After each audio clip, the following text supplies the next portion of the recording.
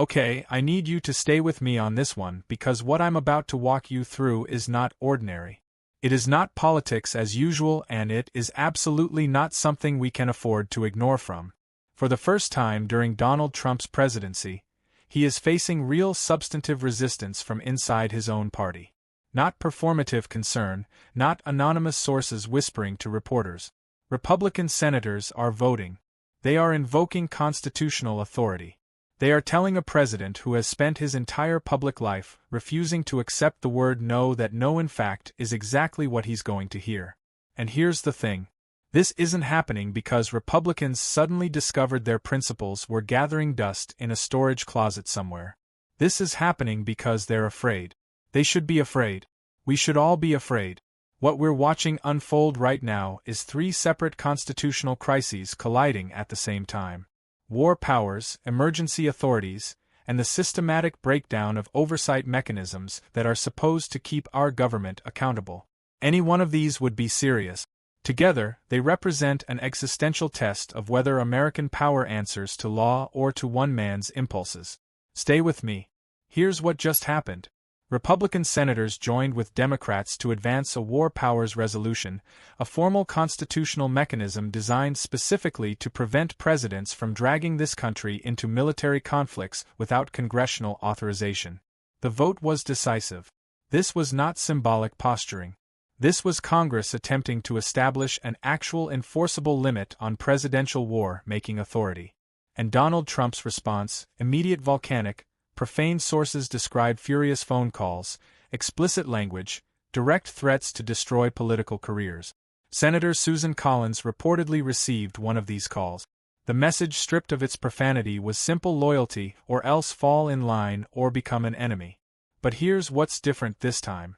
The intimidation didn't work. It didn't work because what Republicans are confronting isn't a policy disagreement. It isn't a messaging dispute. It's a fundamental question about whether the constitutional architecture of American government will survive this presidency intact.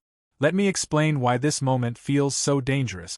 Because it is Donald Trump has stated publicly, repeatedly, and without apparent irony that the United States might use military force to seize Greenland. He hasn't framed this as hypothetical. He hasn't presented it as negotiating leverage. He discusses it as an actual option under active consideration. Greenland is not unclaimed territory floating in the North Atlantic waiting for someone to plant a flag. Greenland is a constituent country of the Kingdom of Denmark. Denmark is a founding member of NATO. Denmark has been an American ally for 75 years. If the United States were to use military force against Danish territory, we would trigger Article 5 of the North Atlantic Treaty, the mutual defense provision that treats an attack on one member as an attack on all members. The United States would find itself in armed conflict with our own allies, with countries that have fought alongside us in every major engagement since World War II. Senator Chris Murphy put it bluntly. We are discussing the possibility of American troops attacking territory belonging to a treaty ally. This would fundamentally destroy the NATO alliance that has secured Western democracy for 3/4 of a century. The fact that a United States senator has to say that out loud, has to explain that attacking Denmark would be bad, tells you everything about how far outside normal parameters we have traveled. And here's the strategic insanity of it. Greenland hosts the Lee Air Base, one of America's most critical early warning installations for detecting intercontinental ballistic missile attack. The base exists because Denmark is our ally. Because we have mutual defense agreements. Because trust between nations made it possible. That trust, built over decades, tested in wars, reinforced through countless diplomatic interactions, can be destroyed in a single statement. It is being destroyed right now. European allies are already communicating through back channels. Their growing concern about intelligence sharing, about whether information provided to the United States will be protected, about whether American commitments mean anything at all. Russia is watching. China is watching. Iran is watching. They're watching because American threats against allied nations are propaganda gifts they couldn't have manufactured themselves. They're watching because fractures in NATO represent strategic opportunities they've pursued for decades. Donald Trump views international relations the way he views real estate, as transactions, territory, leverage, dominance. When military force becomes just another negotiating tool, when threatening allies becomes acceptable, plans get made, contingencies get developed, alliances get reconsidered. That's why the war powers vote wasn't theater. It was an emergency brake and Trump's rage-filled response. The threats, the profanity, the demands for absolute loyalty demonstrates precisely why that brake was necessary. Leaders who interpret constitutional limits as personal betrayals are exactly the leaders those limits were designed to constrain. Now add this. While the war powers confrontation was unfolding, Trump declared a national emergency regarding Venezuelan oil assets. He invoked emergency authorities to seize control of decisions that would normally require congressional deliberation. The administration frames this as energy security, protecting American interests, reducing dependence on adversarial nations. But look at the details. Venezuela's oil infrastructure has been devastated by decades of mismanagement and international sanctions. Rehabilitation would require years of investment and billions of dollars. The primary beneficiaries would be multinational energy corporations with the capital and expertise to extract heavy crude, not American consumers paying grocery bills. And the timing this emergency declaration arrived precisely as congressional oversight was intensifying as war powers questions were escalating as pressure on the administration was mounting. The emergency wasn't triggered by a sudden crisis. It was triggered by a political calendar. Emergency powers are potent instruments. They allow presidents to act unilaterally, bypass legislative deliberation, and implement decisions without debate. Trump has used emergency declarations repeatedly: border wall funding, pandemic response, trade restrictions, and now each invocation expands the definition of what constitutes an emergency. Each use normalizes the circumvention of normal democratic process. Republicans are beginning to recognize the pattern. Today's president becomes tomorrow's expectation.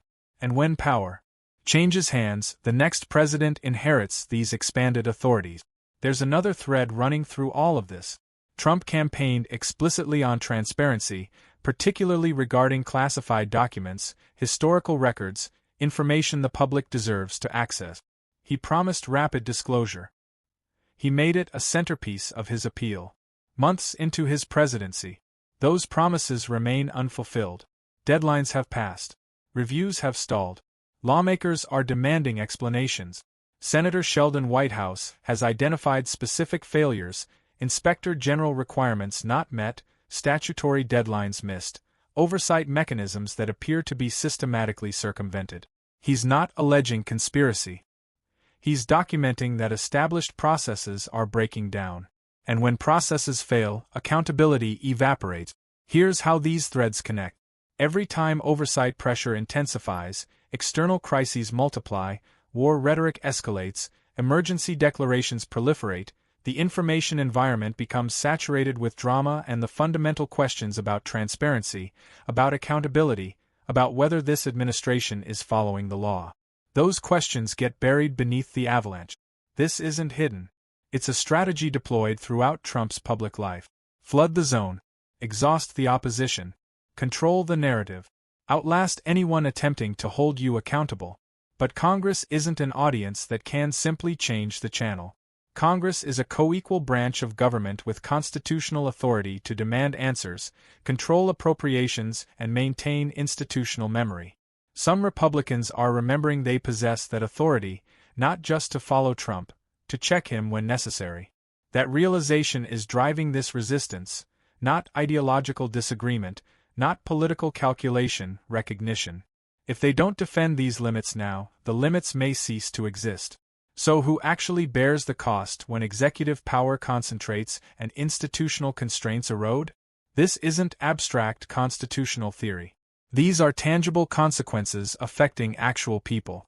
American families see their president discussing military action against allies while inflation persists and household budgets tighten the promise of no new wars.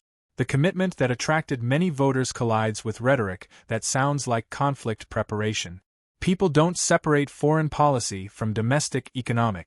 They understand instability abroad as risk to their own lives.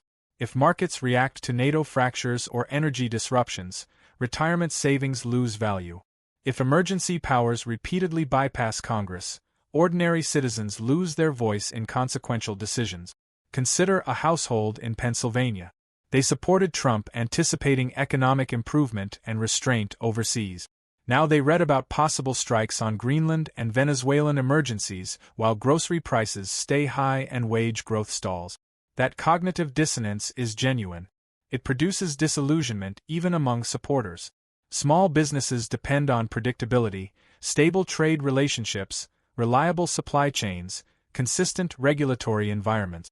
When a president threatens military action against allied nations, uncertainty spreads everywhere. Business owners cannot plan when they do not know whether NATO will fracture or emergency declarations will abruptly redirect priorities. Once emergency powers normalize, rules shift without deliberation. A manufacturing facility in Ohio selling to European markets could suffer greatly if NATO trust deteriorate. European companies seek alternative partners. American suppliers lose contract. The damage does not arrive immediately. It accumulates incrementally: lost sales, reduced employment, diminished communities. Large corporations face their own calculations. Energy companies might welcome Venezuelan opportunities, but only if Reconstruction economics make sense over decades and political stability appears achievable. Defense contractors worry because fractured alliances mean reduced cooperative procurement. Financial institutions value predictable governance because predictability enables confident investment.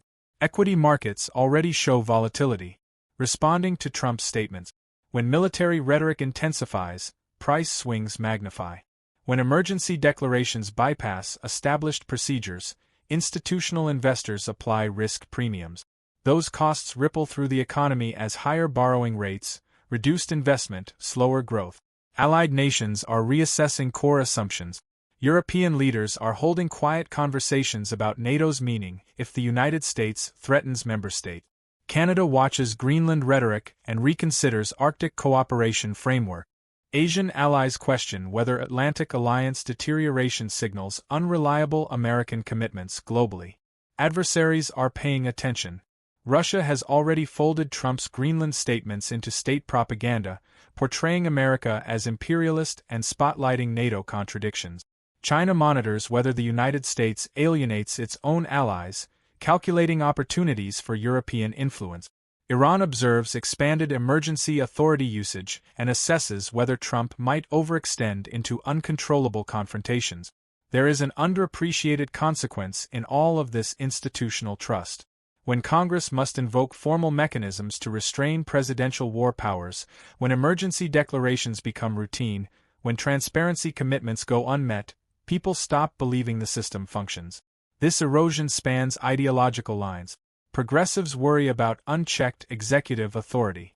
Conservatives worry about power without accountability. Everyone in between sees dysfunction and confusion. Experts are sounding alarms. Constitutional scholars describe this as a fundamental stress test of separated powers.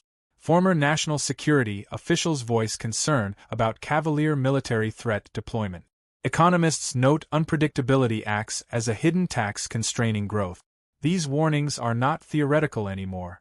They appear in votes, in market movements, in diplomatic communications, in households across the country asking the same question. Is this what we voted for? Let me share what people close to these events are actually saying. Senator Chris Murphy: military action against Greenland would constitute an attack on a NATO ally. It would damage the alliance that has maintained European peace for 75 years. The fact that we are even discussing this harms American credibility. Senator Sheldon Whitehouse: we have statutory deadlines. We have inspector general requirements. This administration appears more interested in spectacle than compliance. When established processes fail, meaningful accountability becomes impossible. Constitutional law scholars are articulating broader concerns. When emergency powers become normalized, when military threats become routine, when Congress gets marginalized repeatedly, you are not merely bending rules. You are setting precedents. And those precedents do not stay with one president. They become available to every successor. Former defense officials have privately expressed alarm about deploying military threats as negotiating tactic. Once you threaten force, allies and adversaries must prepare as if the threat is genuine. That preparation consumes resources, alters strategic calculations, undermines the reliability of commitments. What comes next? In the near term, weeks to months, expect Republican resistance to intensify. The War Powers vote represents an opening, not a conclusion. Additional inquiries will arise regarding emergency declarations, document disclosure, oversight compliance. Trump will likely escalate rhetoric. He will label disagreement as betrayal. He will test loyalty with increasing severity. But some Republicans have already taken positions. Walking those positions back becomes progressively harder. Markets will stay volatile as long as policy unpredictability persists. NATO will quietly develop contingency frameworks if American reliability keeps deteriorating. Voters will continue judging whether the president they observe matches the candidate they supported. Over the medium term 6 to 12 months, the real tests arrive. Can institutional structures maintain integrity? Can Congress sustain oversight when manufactured crises constantly redirect attention? Can courts address emergency authority challenges without becoming politicized battlegrounds? Can voters distinguish between entertainment and governance when both compete for attention? If Republican resistance holds, we might see rebalancing, executive overreach constrained, congressional authority reasserted, procedural norms preserved. If resistance collapses under pressure, we risk a presidency operating beyond meaningful limits, establishing precedents that echo for decades internationally and domestically. Some damage may already be irreversible. Trust between allied nations, once fractured, requires years to rebuild. Adversaries who detect alliance vulnerabilities exploit them immediately and without restraint. This is not partisan speculation. This is how power actually operates. Power without constraints does not self-correct. It requires people willing to stand against it. Right now, that willingness is being tested. Here is what to remember. Republicans are resisting Trump, not from disloyalty but from alarm. War powers confrontations, expanding emergency declarations, transparency failures. They are converging simultaneously. The Greenland military threat dispute is not peripheral. It represents a fundamental test of whether presidents can threaten allied nations without consequence. Process matters. When disclosure delays, when oversight fails, when emergencies normalize, democracy does not collapse dramatically. It erodes gradually until someone finally refuses to accept it. The essential question right now is not who wins the next news cycle. It is whether the constraints on power remain stronger than the person holding it. That answer is being written today in Senate votes, in oversight demands, in the choices Republicans make when loyalty meets responsibility. History does not judge leaders by devotion to one person. It judges them by whether they defended the system when the system was under assault. Right now, the assault is coming from inside the White House. And here is the thing about democracy. It does not defend itself. It requires people willing to defend it, especially when defense is difficult, uncomfortable, and personally risky. That defense is happening right now. Whether it succeeds determines what kind of country we will be. Not just for the remainder of this presidency, 4 decades afterward. Watch this space. I will see you tomorrow.